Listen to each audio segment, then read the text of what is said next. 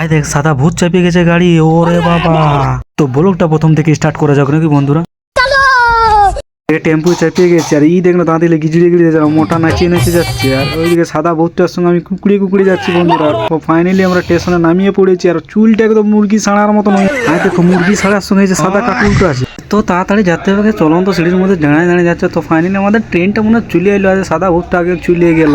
এদিকে ট্রেনে চাপিয়ে গেছি বন্ধুরা। এইদিকে দেখো সকাল সকাল বেলা কি দেখতে পাইলি, পিঠু পাইটি নিজের নেস্ট এত জুত করছে। আর এইদিকে দেখো বন্ধুরা, দুটো বন্ধু এমন বোতলে মাথা সিদ্ধা নিয়ে ঘুমাচ্ছে না, কি আর বলিব। ফাইনালি আমরা দিল্লি নামিয়ে পড়েছি বন্ধুরা। আমরা উত্তরপ্রদেশ গেছিলি আর এখন দিল্লি চলে আলি। তো ফাইনালি আমাদের গাড়ি বুকিং হয়ে গেছে। আর এদিকে দেখো এত ঠান্ডার মধ্যে দিনছে বাবার এসিটা চলা। এইদিকে ভালো বাবা রে, দিল্লি এত ট্রাফিক জ্যাম কি আর বলবো, আমাকে বোরিং লেগে গেল। তার জন্য আমি গালে হাত নিয়ে আর বসে আছি পেছন দিকে। ওরে বাবা, তো ব্লগটা এখানেই শেষ করছি বন্ধুরা।